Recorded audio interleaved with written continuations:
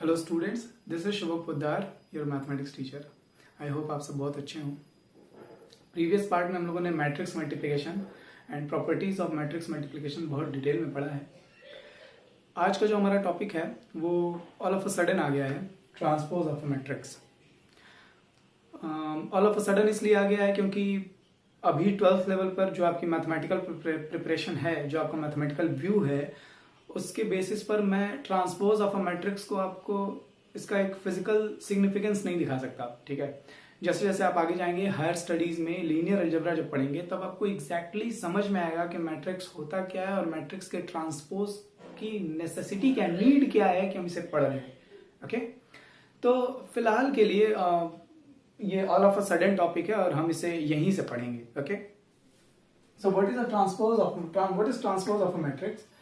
देखिए यहाँ क्या लिखा हुआ है, transpose of a matrix is obtained by interchanging the rows and columns of the matrix. अगर आपके पास कोई गिवन मैट्रिक्स है, इट डजंट मैटर ये स्क्वायर मैट्रिक्स है या नहीं है, ठीक है। If you have a matrix तो आपको क्या करना है, आपको उसके रोज और कॉलम्स को इंटरचेंज कर देना है। मतलब रोज के जो एलिमेंट्स हैं उसको कॉलम में लगा दीजिए और जो कॉलम्स के एलिमेंट्स हैं उन्हें रोज में अरेंज कर दीजिए। तो जो नया मैट्रिक्स बन करके आएगा that will be called transpose of that matrix. अगर मैं सीधे सीधे तौर पर एग्जांपल की बात करूं तो यहाँ पर एक मैट्रिक्स बना हुआ है जिसकी रोज में फर्स्ट रो में आपको एंट्रीज दिखाई दे रही है 2, -1 एंड 1 और सेकंड रोज की एंट्रीज हैं 3, 0, -5। और अगर आप इसका ट्रांसपोज ले रहे हैं, ठीक है, इस तरह से ऑपरेटर लगाया जाता है, टी लिखाने का मतलब है कि हम इस मैट्रिक्स का ट्रांसपोज ले रहे हैं। तो हम क्या करते हैं, हम इस मैट्रिक्स की जो रोज हैं, ये फर्स्ट रो जो है वो फर्स्ट कॉलम हो जाएगा, ठीक है, 2, -1, 1, 2, -1, 1। जो सेकंड रो है वो सेकंड कॉलम हो जाएगा 3, 0 एंड -5। ये हमारा मैट्रिक्स था, हमने इसका ट्रांसपोज लिया तो ये मिला। इस मैट्रिक्स का अगर आप ऑर्डर देखें तो नंबर ऑफ रोज इसमें 2 हैं और number of columns there are 3 columns here. और अगर आप इसमें देखें तो कॉलम्स 3 हो जाएंगे, सॉरी रोज 3 हो जाएंगी और कॉलम्स 2 हो जाएंगे। It's quite simple. जैसे ये 3x3 का मैट्रिक्स है तो इसका ट्रांसपोज कैसे लेंगे, जो फर्स्ट रो की एंट्रीज है वो फर्स्ट कॉलम बन जाएंगी, जो सेकंड रोज की एंट्रीज हैं वो सेकंड कॉलम बन जाएंगी, जो थर्ड रो की एंट्रीज हैं वो थर्ड कॉलम बन जाएंगी। ओके, ये 3x3 का है तो ये भी 3x3 का ही मैट्रिक्स होगा। तो किसी मैट्रिक्स का ट्रांसपोज लेना बड़ा आसान है, ठीक है। रोज और कॉलम्स को हमें क्या करना है, इंटरचेंज कर देना है। अगर और थोड़ा सा डीपली अगर हम इसे देखें थोड़ा सा, तो मैट्रिक्स का ट्रांसपोज लेना एक मैथमेटिकल ऑपरेटर की तरह है, ठीक है। ऑपरेशन नहीं, देखिए एक मैथमेटिकल ऑपरेशन दूसरी चीज होती है और मैथमेटिकल ऑपरेटर दूसरी चीज होती है। जैसे फंक्शंस, ठीक है, फंक्शन मैथमेटिकल ऑपरेटर होता है, ठीक है।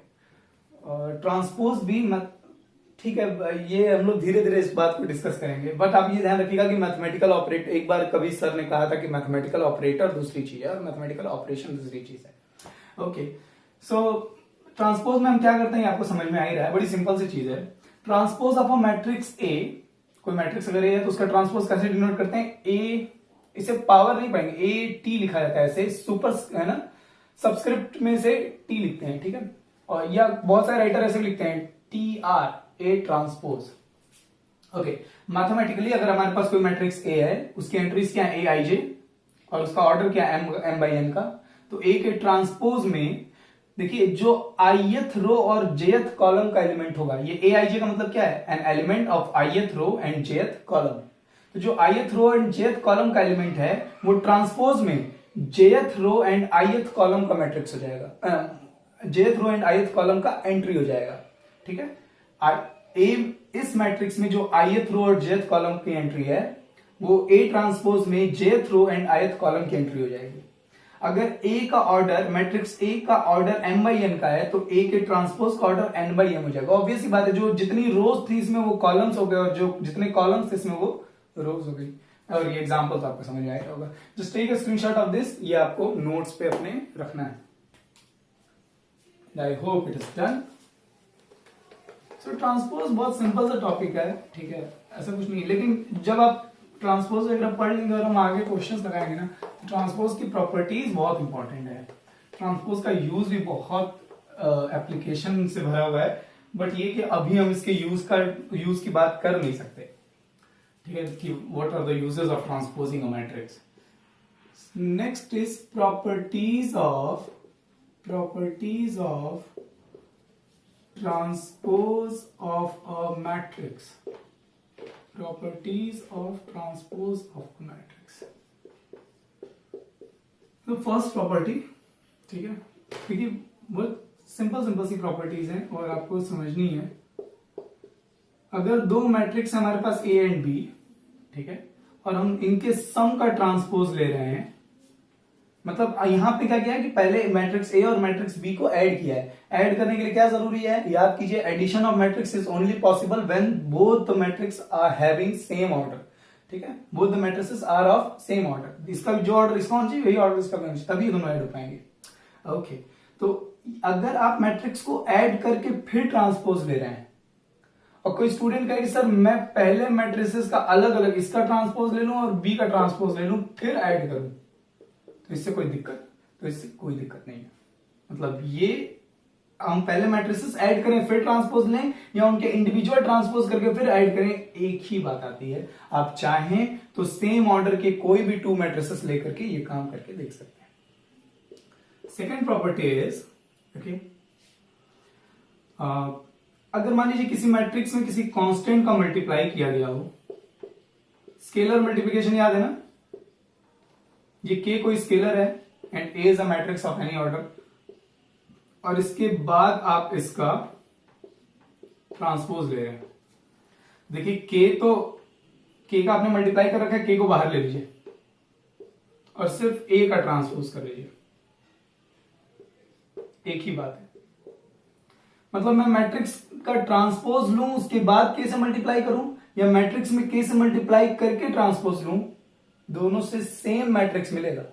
देखिए आपके पास कोई मैट्रिक्स था, उसका आपने ट्रांसपोज लिया, ट्रांसपोज लेने के बाद आपको एक मैट्रिक्स मिलेगा, उस मैट्रिक्स में आपने किसी स्केलर से मल्टीप्लाई कर दिया, स्केलर से मल्टीप्लाई करने पर क्या होगा, सारी एंट्रीज k से मल्टीप्लाई हो जाएंगी, तो एक मैट्रिक्स मिलेगा आपको फाइनली। ओके, यहां आपने क्या किया, पहले मैट्रिक्स में स्केलर k से मल्टीप्लाई किया और उसके बाद उसका ट्रांसपोज लिया है। तो आप ऐसे करें चाहे ऐसे करें, सेम रिजल्ट आना है बिल्कुल, ठीक है। तो इसलिए इसको प्रॉपर्टी के तौर पर हम देख रहे हैं, क्योंकि ये सब ऑब्जर्वेशंस हैं एक्चुअली, ठीक है। प्रॉपर्टीज कहें ऑब्जर्वेशंस कहें तो ऑब्जर्वेशंस कहना ज्यादा अच्छा है। सो नेक्स्ट प्रॉपर्टी इज, जब आप किसी मैट्रिक्स के ट्रांसपोज का दोबारा ट्रांसपोज, देखिए ट्रांसपोज ऑफ मैट्रिक्स मतलब मैथमेटिकल ऑपरेटर। अगर आपने किसी मैट्रिक्स के ऊपर ये ऑपरेटर यूज किया, फिर आपको एक नई मैट्रिक्स मिलेगी और उस मैट्रिक्स पर फिर से अगर इस ऑपरेटर को यूज किया तो आपको वापस वही मैट्रिक्स मिलेगा, दैट इज ए। और वो ऑब्वियस सी बात है, जैसे आपने फर्स्ट ट्रांसपोज ऑपरेटर यूज किया तो फर्स्ट ट्रांसपोज ऑपरेटर क्या करेगा, इस मैट्रिक्स की रोज को कॉलम में और कॉलम को रोज में इंटरचेंज कर देगा। मतलब जो इस मैट्रिक्स की जो रोज थी वो अब कॉलम हो गई और इस मैट्रिक्स की जो कॉलम्स थे वो अब रोज हो गए। और उसके बाद जब आप दोबारा ट्रांसपोज लगाएंगे तो फिर से जो रोज थी वो कॉलम में और कॉलम्स रोज में, तो इसका मतलब जो आपको इनिशियल मैट्रिक्स था वही मिल जाएगा। तो ये बिल्कुल सिंपल सी चीज है, आप कोई भी मैट्रिक्स लेकर के, किसी भी तरह का मैट्रिक्स लेकर के इस प्रॉपर्टी को वेरीफाई कर सकते हैं। इनके प्रूफ्स एग्जाम में नहीं पूछे जाएंगे, लेकिन आपको बहुत अच्छे से मालूम होना चाहिए, है ना, कि हाँ ये वैलिड है ये सारी बातें।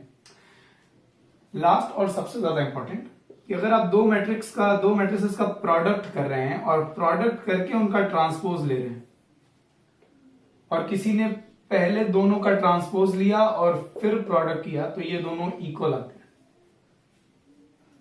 ऐसा नहीं है।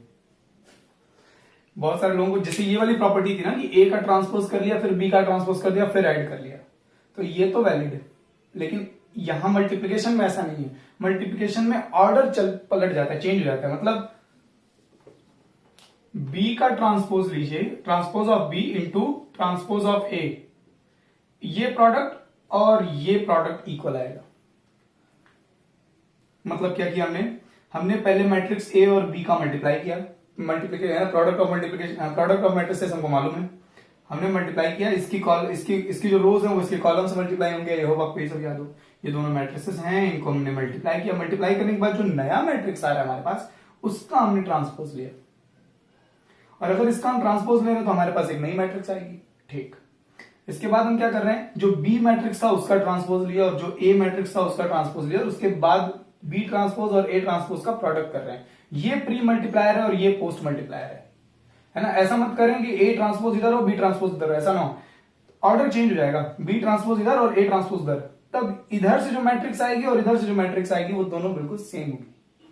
तो ये 4 फंडामेंटल और बेसिक प्रॉपर्टीज हैं ट्रांसपोज ऑफ मैट्रिक्स की।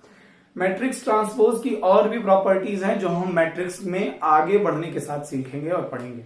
डिटर्मिनेंट के साथ इसकी अलग प्रॉपर्टीज हैं, इनवर्स ऑफ मैट्रिक्स के साथ अलग प्रॉपर्टीज हैं, एडजॉइंट ऑफ मैट्रिक्स के साथ अलग प्रॉपर्टीज हैं, और ये सब हम लोग काफी डिटेल में धीरे धीरे करके पढ़ेंगे। फिलहाल सिर्फ पर्टिकुलर ट्रांसपोज ऑफ मैट्रिक्स की ये 4 फंडामेंटल प्रॉपर्टीज हैं जो आपको ध्यान में रखनी चाहिए। आप चाहें तो कोई भी ए और बी मैट्रिक्स लेकर के इनमें से कोई भी प्रॉपर्टी को वेरीफाई कर सकते हैं।